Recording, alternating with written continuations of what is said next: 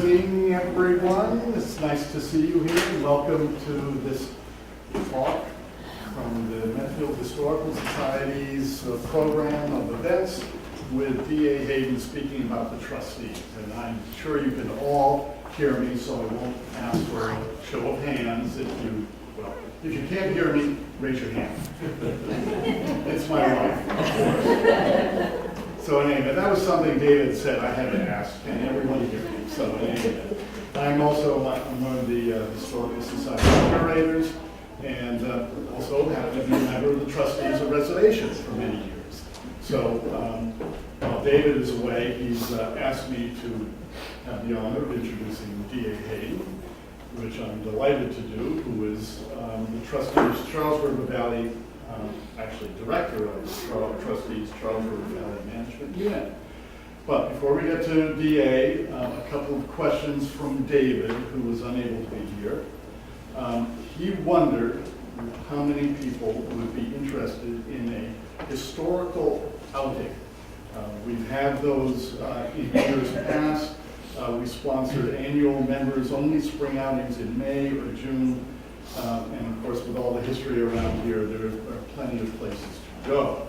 However, as he said, when you add qualifiers like a 15 to 20 mile radius, easy parking, accessible to people in 60s and 70s or more, having an outing becomes more problematic, according to David, and I'm sure he's right. The best attended tour in recent years drew about 30 people, and it was at the 1641 Fairbanks House in Dedham, which is the oldest surviving timber frame house in North America, which I didn't know. And if you haven't been there, it's well worth the visit. David's personal favorite tour site was the astounding International Museum of World War II in Natick, which I was unaware of. He said he's taken visitors there many times. Some surprises: you can pick up and handle weapons, which I doubt many museums allow you to do. You can see the brush and scissors Hitler used to trim his mustache. Well, put that on my list, but you're no longer allowed to sit in the chair Hitler used when he wrote Mein Kampf. I can't believe how that even made it to Natick. But as David said, only 12 people showed up at the World War II Museum in Natick for the Historical Society tour. So he wanted to know, by a show of hands, how many of you would be interested in visiting the Fairbanks House in the next month or two? Or what other destination you would suggest? So, first of all, just an immediate show of hands of people who might be interested in a tour by the Historical Society to the Fairbanks House. Okay? Great. Oh, thank you. I have to pay her extra to raise her hand, so. But that's great. So at least 10 or 12 of you would be interested in doing that. So what we'll try and do, David wanted to know if someone is really motivated, whether you'd be interested in assisting him organize that trip to the 1641 house in Dedham. I can provide you with his contact information. So, on to the program tonight. So to introduce D.A. Hayden, Director of Charles River Valley Management Unit of the Trustees of Reservations. Obviously, most people in Medfield know of Rocky Woods, but there are 5 other trustee properties in Medfield. I asked Mike if this was the highest concentration of trustee properties in Massachusetts, and I received a "I think so" response. In one town. In one town, which is truly remarkable. Obviously, obviously, we've got the fields, we have museums and natural conservation sites all across Massachusetts that are part of the Trustees' very large organization. D.A. Hayden, Director of the Charles River Valley, will give an overview and history of the Trustees. DA has 25 years at the senior executive level in corporate marketing and communications for Fortune 100 companies. And she was a partner in Hayden and Wilder, a consulting firm focused on helping recent college graduates launch their careers, which has been recognized extensively by national media. She has also written a book on the subject. Please welcome D.A. Hayden from the Trustees. Thank you.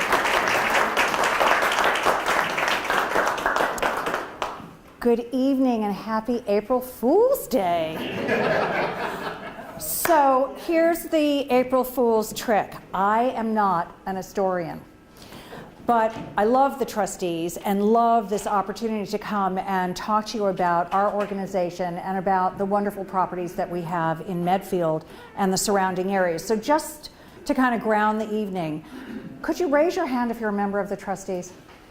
Oh, that's phenomenal. Phenomenal. Thank you very much. I mean, it's very, very important to all of us, and that's really starting things on a great note.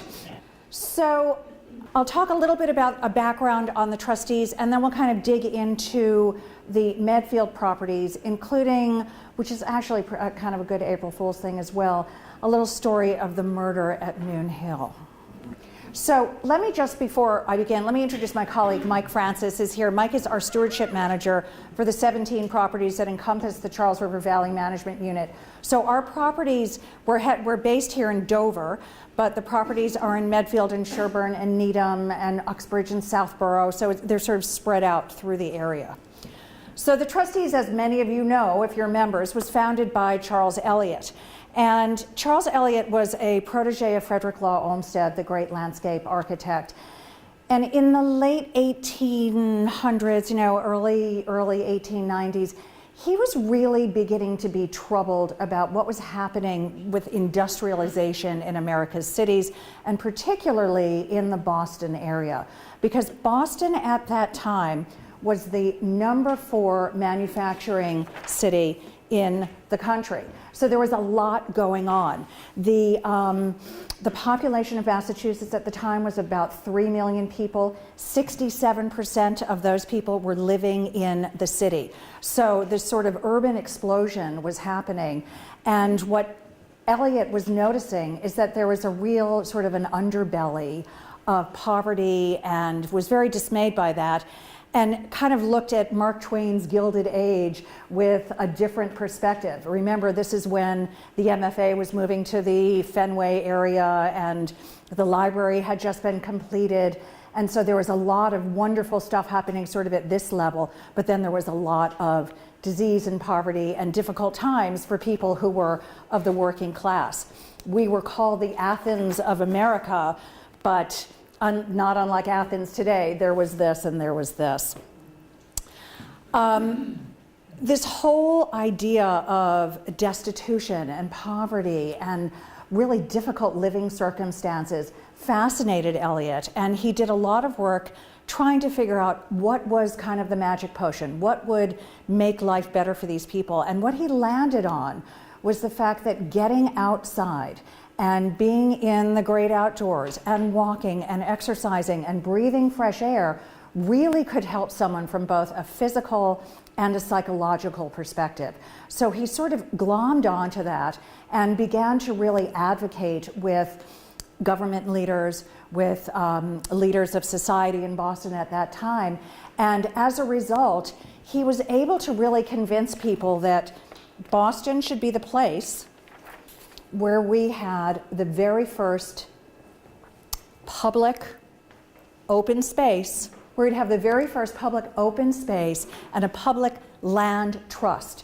And this is the mission to this day of the Trustees, to preserve for public use and enjoyment properties of exceptional scenic, historic, and ecological value. It was a very, very prescient move at that time, because 25 years later, the National Park Service was founded. A year later, the National Trust in England was founded. So we really were on this leading edge of beginning to move people out of cities to think about recreational properties and about using open space and sharing it with everyone. So this was the map in 1900, and we had 6 properties, and you can see, it's very hard to see, but you can see up there that Rocky Narrows in Sherburne was actually the first property for the trustees.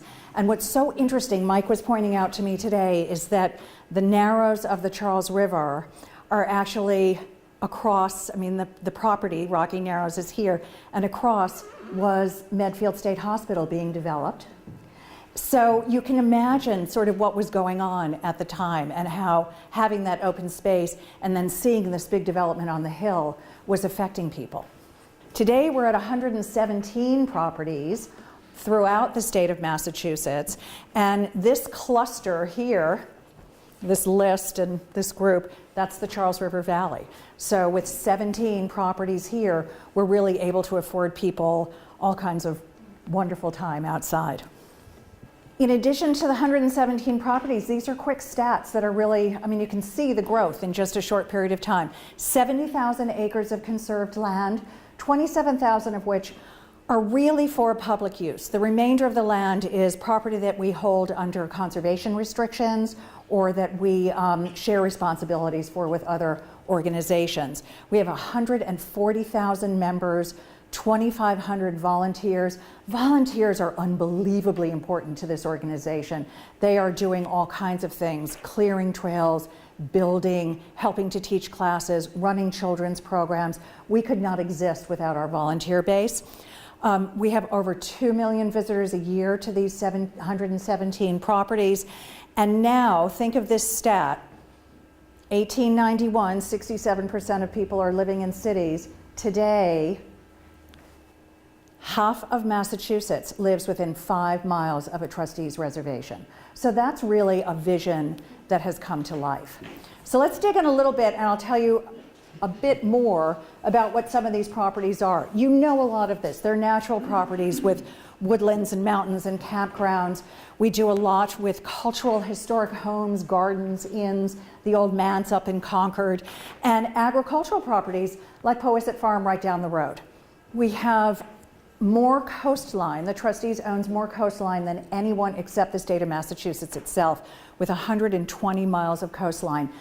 This has become a real priority for the trustees because so much coastal erosion is happening that there is now an entire group within our organization that's focusing on that and focusing on what we can do to preserve and protect that precious coastland, because it's, as you know, not only just houses falling into the ocean, but certainly the wildlife habitat, the grasslands, all of that is really being affected. So we're raising money and we're actively preserving that space. Our trail systems are unbelievable. We have 350 plus miles of trails for hiking and for walking and for passive recreation that connect to all of these other trail systems within the state. So that, for example, we acquired a property up in Southborough. There was a small trail system. We opened up part of it and it is now part of the whole Bay Circuit trail system. So we're very, very interested in connecting people where we aren't so that they can move through other properties, come visit ours, and then continue on their trek or their hike. Our farms are pretty terrific. We have 5 farms. Most of them have CSAs. That's the community supported agriculture where you pick up your vegetables. Powysset, right down the road, offers all of this. What you might not know is that we also have a mobile market. And what the mobile market is, it's a big van and it's sort of tricked out with this wonderful wrap of pictures of vegetables and things. And we supply vegetables, fruit, milk, cheese, and trustees' meat to people who live in inner city food deserts. We bring the truck in, we set up in certain areas in Dorchester and Mattapan and other parts of Boston, and we accept SNAP cards and all the public assistance cards so that we are bringing, again, the resources of open space into the city, and it's a remarkable program. It's just, If ever you want to do something great on a Saturday afternoon, follow that truck into the city and you'll see the magic that occurs. Cultural sites, most of you know these places, you know, Namkeg and the Crane Estate, and you know, spots that we bring our friends and our family to when they come and visit Massachusetts. We also believe in public programming, because that's really the key to educating people about the importance of open space and green space. So we do public programming throughout the year. In 2017, we did 5,000 programs. These are discrete classes, courses, events, festivals, whatever it might be.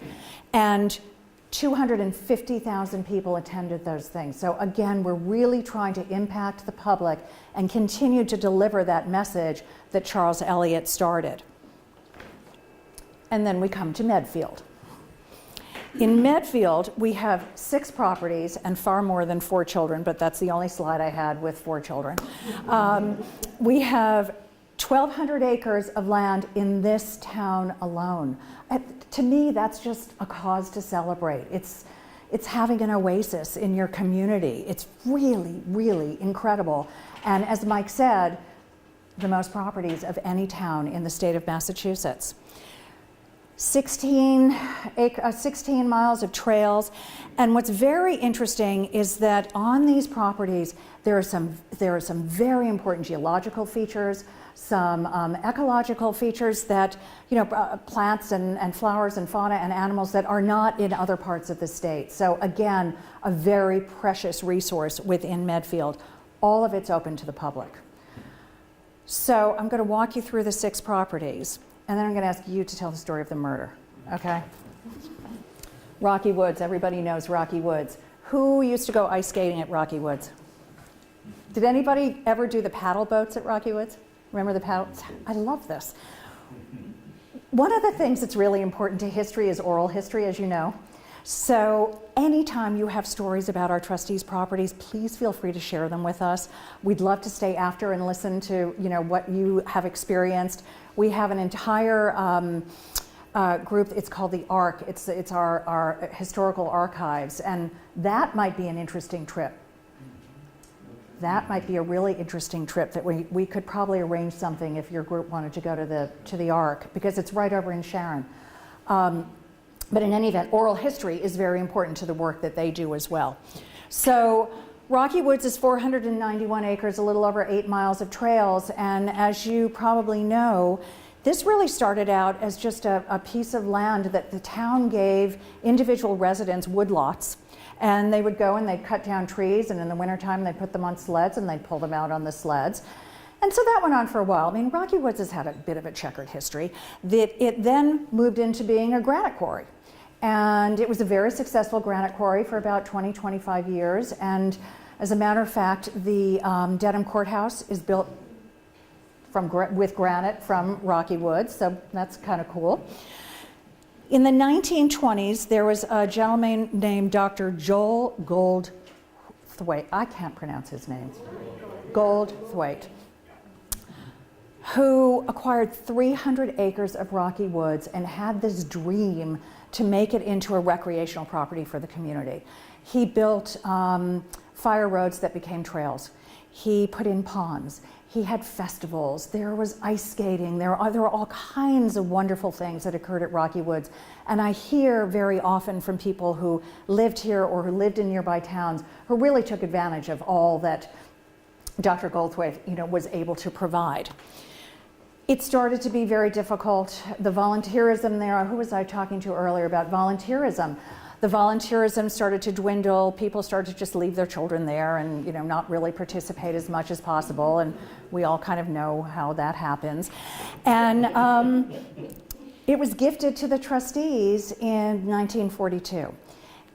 We are really, really happy to have that property, and we are really beginning to revitalize it. The Scouts use it continuously. We do any number of programs over there. We do these Brew Moon hikes where we partner with craft beer producers and we do an evening hike and come back and sample beer. We have family outings and picnics, bird watching activities. So we're really moving to getting Rocky Woods back to, its glory days. I've also added on these slides, because I know many people know these family names. I'm not going to rattle them off throughout the evening, but you can see at the end of each property, you'll see the names of the families, and these were great, generous people who donated the land and then continue to add to the land as well. Across the street is Fork Factory. And I remember the first time I went to Fork Factory, I was on my horse, and I had someone in front of me, and I said, a Medfield resident actually, and I said, why is this named Fork Factory? And she said, well, they used to make pitchforks here. And I thought that was the craziest thing I'd ever heard. She was absolutely right. And this really started as Longacre Farm. It had been cultivated for about 300 years. And as you'll see this season, it is being cultivated again. It's an extension of Powysset Farm. So we will be growing vegetables there. And I hear that the land there is unbelievably fertile, so I'm looking forward to doing a taste test. Maybe we could do that as well.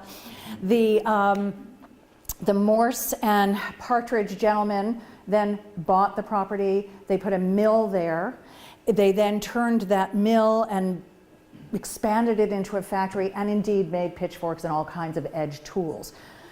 When Main Street was expanded, they kind of took everything down, and the foundation, a bit of the foundation, or most everything, is now underneath Route 109. That's okay. The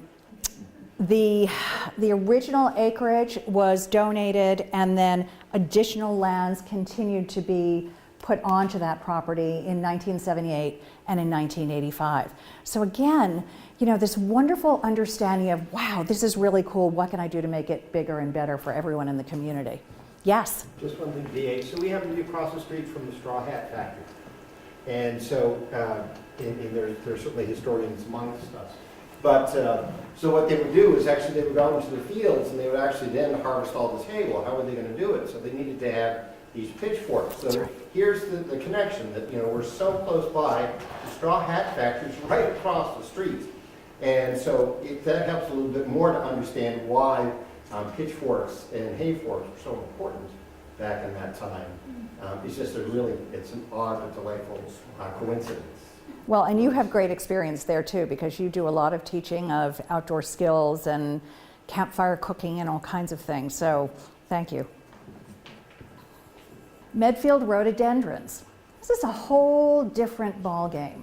This is a beautiful property that is there because of these phenomenal flowers. The largest and easternmost population of Rose Bay rhododendron in Massachusetts is at this property. So it was acquired in about 1934, and people would go there, and there were masses of rhododendrons, and they would go and they'd cut them and bundle them up and bring them to the flower market. As a result, the rhododendrons started to, dwindle, and now it's very important that we continue to restore them. So we're constantly cutting the understory so that the rhododendrons get the sun that they need. But it's a very, very special place. Devil's Foot Island is there, and then you can see the foundation of the remains of an old trapper's cabin as well. Again, this was a 1934 donation to the trustees, and a combination of purchasing and land that's given by, Gilmore's. We're always running over there buying this, that, and the other thing for the yard, and now we see their name, again, a generous family, and many others. The Hales that you see here are the same Hales from the Hale Reservation family. Noon Hill. Okay, this is a pretty crazy place. There was a sawmill here, and when the river in front of the sawmill was dammed, that's how Holt Pond became. Have you all been over to Noon Hill? You're familiar with the property? You see throughout that property there are stone walls that really are reminiscent of the pasture land that was there and the animals that grazed that area. And there was a murder at Noon Hill, or Noon Hill was connected to a murder in 1802. Mike, you're on. 1802. Okay. I'll stand up so I can project outwardly. So this story is one that I learned of by reading the writings of none other than Richard de Sawyer. And I had to refresh my memory of the story just by reading about it online, so the story can be read in case I leave anything out. But in 1802, the story included members of the Mason family and the Allen family. The Masons lived out towards the very edge of Pine Street on the Dover town line. And the elder Mason, I believe his name is Asa, he was in his mid-70s or so, and he was aging and really starting to show signs of that mentally. So typically they passed, the estate would be managed by the eldest son in the family. Well, the eldest son really wasn't quite mentally stable, so he decided to pass the management of his property on to his son-in-law from the Allen family. I forget his first name. So one day when both the son and son-in-law were working out in the farm fields on Pine Street, his son took a shovel and bludgeoned his brother-in-law, bludgeoned him to death. His body was found. His son was really often, hiding. We found him, recovered him. He was tried at the Dedham County Courthouse, and he was hung. So his body was then buried in Vine Lake Cemetery, not too far from that of his brother-in-law's body. And then shortly thereafter, grave robbers dug up his body. I believe the story goes that it was dug up on Halloween night in 1802. And so they caught up with the grave robbers. There was a witness. That witness soon disappeared, just wasn't found again. So the son-in-law couldn't be tried, so that's when, forget that detail. Anyhow, because his body was dug up, the selectmen at that time all voted to have his body dismembered, which apparently was not unheard of at the time, so that it couldn't be dug up again. It was a time when bodies were being dug up to be sold to perhaps, I guess, the For medical purposes. The medical Yeah. market, the school market, everything. There's an interesting history. Cadavers. Thank you. So they dismembered his body and buried his torso, which was thought to contain the soul of the body. Buried the torso over at the intersection, the crossroads of Noon Hill Road and South Street. And then his head was buried somewhere off in the field, not too far over, along at Noon Hill where the Stop River is. And that's, I guess, about the most interesting part of the story.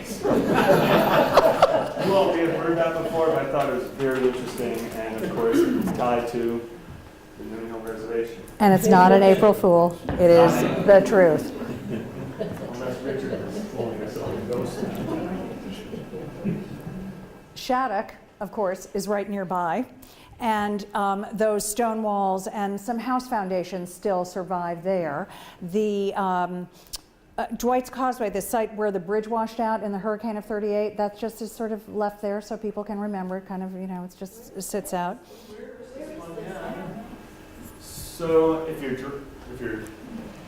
Yeah, you have to do the driving. A left onto Causeway Street, and you cross the Stop River. And as soon as you cross the Stop River, there's, I believe, one house on the right side, maybe two, and one. Dwight's Causeway is right there. There's a pretty large pull-off, and that is where you would cross the river over into what's now Millis, right? Where there were a number of these cottages. So there had been a bridge there. Yeah.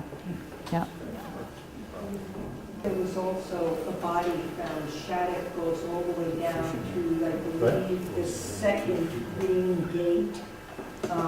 And there, one winter, I think somebody's body was found down there, and it was one of the people from the movie A Few Good Men or something. Really? Like that. It's a very hot area. Yeah. We there's should lots do of- this on lots of Halloween. great stories there, and I remember when they started doing some of the building down there, there were people in town who were circulating stories that the residents of Causeway Street were growing marijuana down on the little islands down there, which wasn't true, we didn't do that.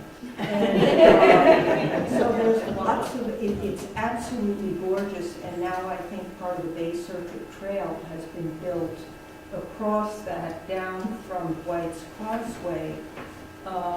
You can jump onto the Bay Circuit Trail and it'll hook up to Moon Hill Road. It's an absolutely gorgeous walk any time of the year, and it's been beautifully taken care of with lovely footbridges in the soaking wet areas, and it really is a lovely, lovely spot. And it's an easy walk, half hour, and great. Thank you. And watch out for the body. Yeah. The Medfield Meadow lots, you can only access by boat. So a canoe or a kayak, one never knows what might be floating by, I guess. But this is also a really cool property because it is protected floodplain, and it is a joint project with the Army Corps of Engineers. So what the Army Corps is doing, and as part of this whole cooperative effort, is to really save as much of those floodplains and the land along the Charles River so that it doesn't get developed and so that it is there in perpetuity. It's really beautiful. The three wetland meadows that are there are Pratt, Perry, and Hinsdale. So again, this is something that you can only do by canoe, kayak, or a little, dinghy of some sort.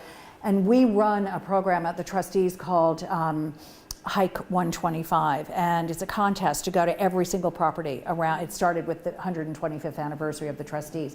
So it's a contest to go to all of these properties and hike at the properties, and this one is always a real challenge for people. So, go Medfield.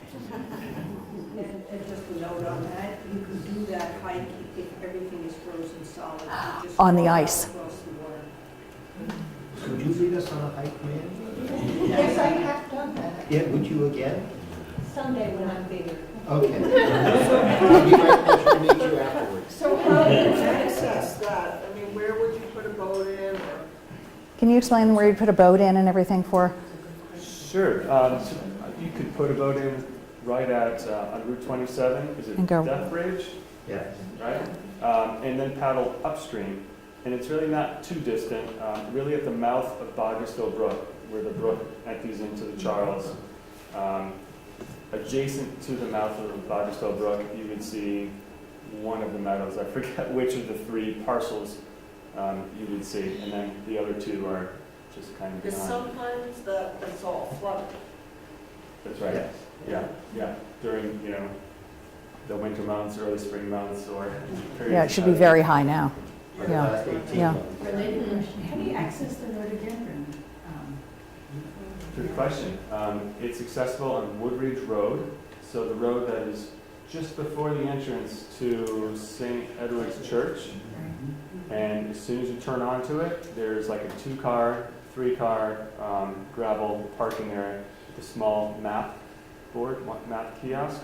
And from there, so you park, and then from there you continue to walk down the road, and to the right you'll see a sign that says Medfield Rhododendrons. And from there, there's a short path that you can take that It's- leads to the... Is it very used? Is it used very often? It's not highly used, and it's funny, we get lots of calls around the time that the rhododendrons bloom, because, and people say, are they blooming? And we know exactly what they're talking about. Doesn't it say private way or something on that street though, or did you go too far? It is a private way, so there's an easement, and there's public parking and public access by following the easement, staying on the road, and then getting onto the trail at the right location. So not going all the way to the end of the road, but just parking up front close to Spring Street. Yes. To get to the meadows there, the 3 meadows, could you dump your canoe in Millis at that Charles River Cafe and then go? Yeah, you could go up that way. You could Yeah. do it from there. You could also do it from West street Oh, because, where the sewage place is? yes. Yes, and- definitely Causeway Street, yeah. Causeway Yeah. is great fishing right Yeah. there. Yes, Beautiful, you yes. get 2-3 pound bass in an hour, you get 20 of them there at Causeway Street, entrance going out to the Charles. Go up to the cemetery, throw a little bread, get the old shiners, put it through the dorsal fin, take a fly rod, don't take a casting rod because you'll have fun, and just put them in and you'll boom, boom, boom, you'll catch 20 bass in an hour. Wow. 3 pounders. Wow. I've seen a 5 pounder earlier in the year with a duck in its koozie nuts. Holy. Yeah. That's amazing. Did you ever see the bullhead or the big catfish in there? I haven't, no. Have you seen catfish in there? I No. haven't. Yeah, How about the carp, the little carp on the bottom? that's amazing. 35 foot, 35 inches. I took my kids out to see the rhododendrons years ago, and it was being damaged horribly by the deer. I know that they put up fences to try and preserve that, but I haven't been out there in years. Has it recovered at all, or the deer still decimating it? It has recovered quite a bit, and we monitor throughout the year, but we also do a count and measurements of sampling of all of the sprouts there. And in over the past 3 years, it's really increased quite a bit. We do try to monitor that and keep make sure that the fence stays up. So in the winter or storm season, a branch won't come down on the fence. It doesn't take long before deer can find its way into the stand. The section of the fence was down for a little bit earlier, and our ecology team reinstalled that and did notice some browsing going on in there, but it's still much healthier now than it was, say, 10, 12 years ago. Have you ever tried using liquid fence? To concentrate, it works beautifully. I've heard of it, but And I can show But you when it- huge but- rhododendrons in my yard, yeah. huge, like you see the rhododendron park there. And within 3 weeks, they'll start to come down toward them, and in another week, they're there. But if you spray. You have to with keep liquid applying fence, it. You don't do it at the same concentration as on the bottle or on the concentrate. Use warm water, almost that what you use. Put it in a pump and spray it during the day when it's 35, 40 degrees, and you will not get the deer there. In my backyard, I've seen 45 deer in a herd coming by. So they haven't done their luncheon yet, and you'll have it the whole time. And it's very simple, and it doesn't take much. Has to be And you stay replenished away. though. Yes, that's the key. You have to keep, Biodegradable. right. It's biodegradable, and it's just good old rotten egg. Yeah. Perhaps in combination with the fence, we could first start off with that and monitor. That would be worth looking into because, as I just stated, right, we still have to go out there regularly and monitor the fence. So it's either reapplying that or monitoring the fence, which could come down. So it'd be worth Some looking into. nurseries will actually take and spray a 6-foot wide around the entire outside of the property, the perimeter, and they will not cross over it. So doing that up there might be very effective for you. Quick question on invasive species. Yes. This seems to be, Can everyone hear? the question is about how does the trustees fight invasive species from the multitude of different vines that are being a problem everywhere and destroying the deciduous forests. And so you have the green stuff with the thorns, you've got just any number of different species that are causing problems. What are you doing to fight that? Sure, it is Here quite comes, a you want to stand challenge. around? Our ecology program established a policy for managing invasive species, and part of that really sets up a framework to determine where can we be most effective, because we realize we just can't eradicate all of the invasive species that are out in the field. So it really directs our attention to those populations that we feel we can have the biggest impact. There's really kind of a decision tree that helps us walk through that. We have a list of invasives that are perhaps that can spread most easily, most quickly. And we also practice on a simple, I guess a common philosophy now of early detection, rapid response. So early detection is just always being aware, looking, monitoring, and then quickly, as soon as you're really starting to see these populations established, not waiting until they become more problems. Kind of common sense really, but it's a realistic approach. We use a means of mechanical and chemical treatment, depending on the plant. It's been really thoroughly researched now what is most effective for different species. So that's also information that is readily available as well. But it really takes an army too. It takes, The other thing that we're doing is we're using animals. So we do a lot of goatscaping, where we will take a herd of goats to a particular property. For example, our farm up in Southborough, the stone walls were covered with invasives and poison ivy and all of that. And we just set those goats out there, and it looks like it's manicured. It's just unbelievable. So there are creative ways to do this when you don't have, the human resources or all the funds that you'd like to have to control them as well. More global question. I've never heard anything negative about the Natural Valley Storage Program, and particularly with global warming and then the god-awful problems in the Midwest right now, to my knowledge, the Army Corps has never replicated that elsewhere, have they? And I can't imagine why that hasn't become a major national strategy.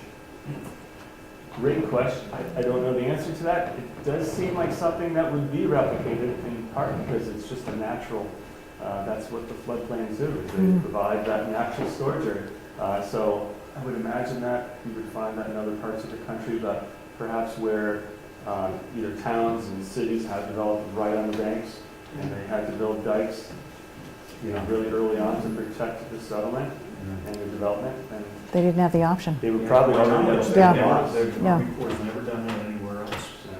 Wow. To take that a little bit further, the CO2 level right now is over 412 parts per million. I was involved with the ice core samples, selling the equipment. I can tell you when tetraethyl lead was using gasoline, when the Dustin Revolution started. I'm very upset with what I see on Hartford Street.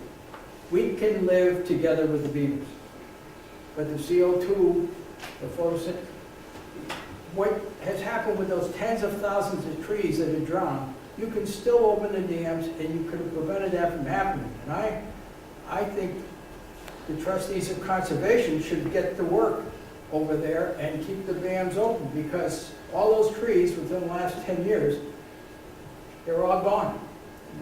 And that adds to what he's talking about. It's not just the Midwest, it's happening right here in the town of Medfield with the CO2 level. We got to get it back to the 300 part level. And that's also affecting the animals and the bugs and the like that you're talking about that are invasive. We also have a fungus among us in the white pine trees right now. That's true. What happens is the pine needles will fall off and they rot at the bottom, and you can go up and pull the trees out. I burned over 1,000 of those trees that are dead with that fungus among us.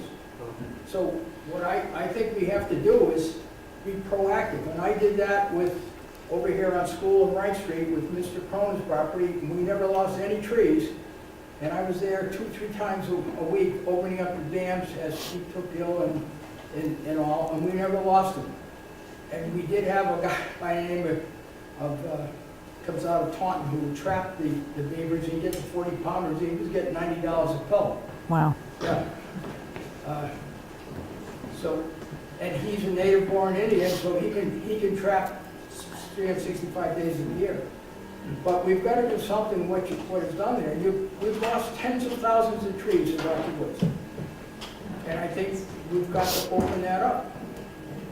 We're not being very responsible to the environment with that happening. And excuse me for throwing stones at you here. I'm not trying to. I'm just trying to get us back to that. I work with Gene with the acid rain with Gene Likens.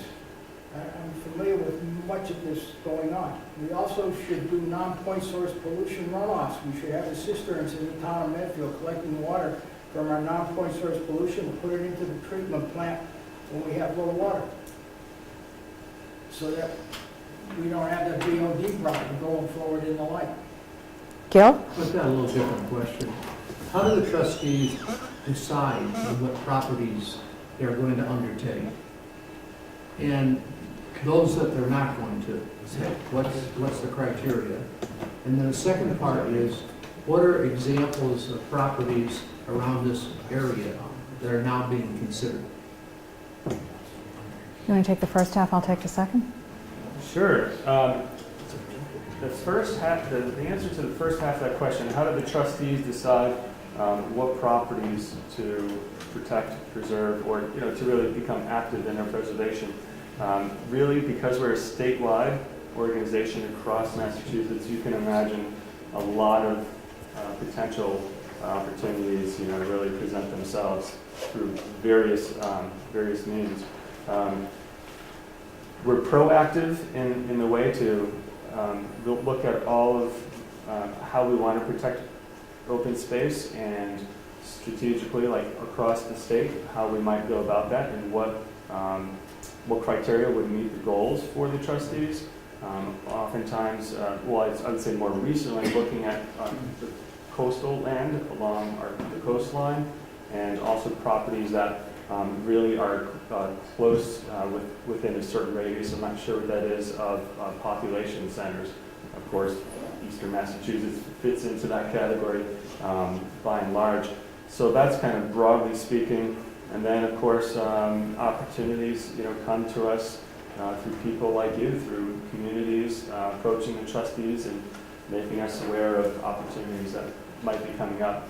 And then our land conservation team will work with other land trusts, other regional land trusts, local land trusts, to kind of collectively determine, is there an opportunity here that we can protect. Oftentimes the trustees provides, a support or collaboration for certain parcels, and other times we protect them directly.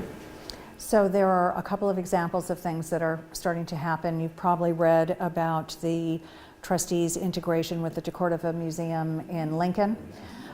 So that is a perfect example of 30 acres that really need to be managed and maintained, and then an iconic museum as well that fits into that portfolio of places like Fruitlands or the Old Manse, or it's sort of it not only does it have the public appeal, but it has that real need to preserve the land around it that was there for a very specific purpose.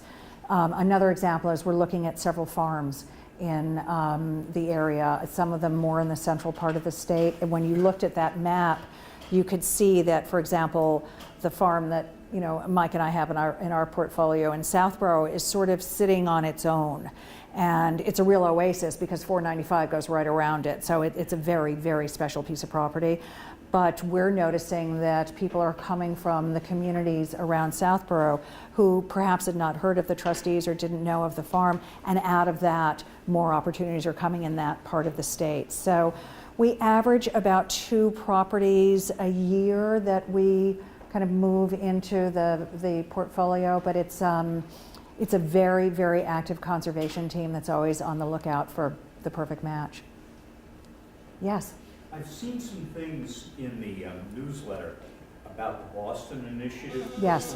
but not a lot of detail. Can you talk more about that? I can tell you a little bit. I'm not an expert in that area, but the whole Boston Waterfront Initiative is really in reaction to all of the development after the Rose Kennedy Greenway went in and the city was no longer bifurcated. There's a lot of building, as you know, that's going on in that neck of the woods, and there was really no provision for great green space.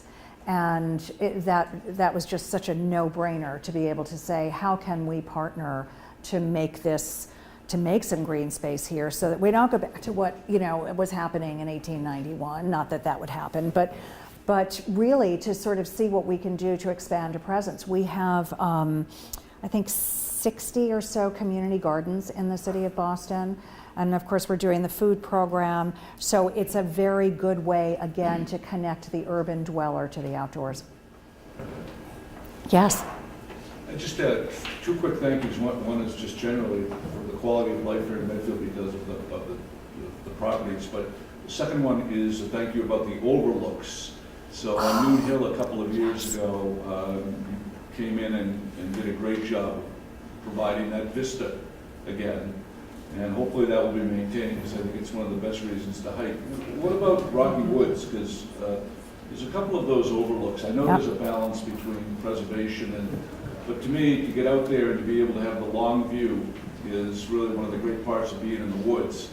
And in some of those places in Rocky Woods where in the old days used to be able to go and have a bigger view, is there any, how does the dialogue come up around the debate of, when to take down those trees? I know that they want to keep it natural, but, I'm a big fan of being able to have that longer view. Your timing is right on that. We had a meeting this afternoon actually about some of those overlooks and trying to determine which ones we're going to prioritize because as you can imagine in the properties that we have in this area, there are many of those. Noannet, for example, at Noannet Peak, we're looking at really fixing the trail up there so that it's in better condition. But we have been looking at the overlooks in Rocky Woods, and I know that there are some things that are on the... As you mentioned, we've done some work over the years to keep these vistas open. What refer to it as our vista management approach, and acknowledging that we really do want to keep these destinations, these focal points of the property open. They're significant in a lot of ways. They're part of the cultural landscape of the property. So a few that you're referring to, perhaps they're even shown on the map as a vista. They've grown in over the decades, and we've looked to how could we reopen them. Some of them, the terrain below the vista is so gradual that you really have to clear such a long swath of trees out now that the canopies are really so tall. So that just makes it much more difficult. So some of them we may never really kind of recapture, the ones that really aren't at a high point with a steeper drop off. But we certainly would like to. And we haven't decided not to yet, but it would really require quite an undertaking. That translates to funds. That's our polite way of saying funds. I can go liberal with them as opposed to conservative. But the other question, how many members do we have in Medfield of the trustees? I'm curious what percentage are. I don't have that answer off the tip of my tongue. It's real. What do you think? Maybe I would say about 30% of the membership in 30% of the Medfield residents are members. I see what you're saying. I would venture to say it's not that high, but I'll let you take it. Just to get back to the Medfield rhododendrons, around the end of June to the 4th of July is a wonderful time to go there if you actually want to see them flower. Yeah. And being that they're a native rhododendron as opposed to a cultivar, they do flower much later in the season. And for many years, I would actually look at my front yard and say, hot diggity dog, let's go, and then go, they're not in flower. And then Steve Bassett was kind enough to then steer me in the right direction and say, son, you're a little too early. So the end of June, the 4th of July is the time to go. It's like the Coosa dogwood. You wait for that one. I have an aside here. It doesn't apply to the trustees of the reservation property here. On Phillip Street, from the grist mill going up to Elm, on the right side of the road, from about 95 all the way up to 125 and beyond. Tony Orton used to live there, the Orton Sports Shop. He used to garden out in the fields behind there. That was an Indian ceremonial ground. He had 2 jars this big of Indian arrowheads. And I wish we could have put them in the Historic Society's museum. They were there, and then also you can see the berms that are back there where they used to have their fires because of the stones are very highly polished in that area there. People do not realize that happened way back when. Wow. Any other questions? Oh, one more. I'm not sure if it was through the trustees or if I got it somewhere else, but there was a little booklet, and I don't know if you still have it, of all, people asking how do you access into this and Yes. access into that, and it tells about the easements and all of that. Is that something, did that come through the trustees? Is that where we got it That's the from? property, it's the property guide, isn't it? Yeah, so that when you Where can become, you get all of that? and you can get it online, thank you. So we, for the first time in 10 years, we have updated the property guide. It's just been published, and so members are beginning to receive that. But we are finding exactly what you're saying, is that everybody is going online to find this information, and all of the information is available online, and there's a trustees app that you can use to find that out as well. So how do we get to inform more people? Obviously, is always a great goal. But to really let them know about this app. Now, I'm a member, and we've been a member for a long time as the trustees. But like knowing, you know these little properties are there, you're not sure right where that little easement is, am I on someone else's property? How do I get in? Just how do we inform people so they know where's this app, where's the little booklet? Is there a way to have a little booklet and sell it and have people in town buy it? So in other words, fundraise a little bit along the way. But just to get it out there so, we love the properties here, and I'm sure most people in Medfield do. But I think there's a lot of people that don't know about where they are, how to get to them in them, and how to just get that out more. It's good to know there's an app, but who's going to tell everyone? We answer that question to ourselves every day. We're always thinking of new ways to increase awareness of the properties, and it's through so many different methods, right? Through programming, through events like this, through talks like this, the newspaper, of course, social media these days does play a large role. The website is very well trafficked, and you can find out the information on the website as well. Bob, would you mind holding, Bob? Do you? Actually, I don't have any more, I just gave 2 Marys a gift. Oh, Thank you. We have for a number of years, so we do try to attend. That is such a great. it's terrific. Yep. Fantastic. This town is very fortunate to have such an active community by having Medfield based. So I don't remember ever, just I've seen it, trustees. Yeah, we've been there. If we Thank have you. additional questions, I'm sure we can have them during refreshments, but a big thank you to Dee and Mike for coming. Thank you.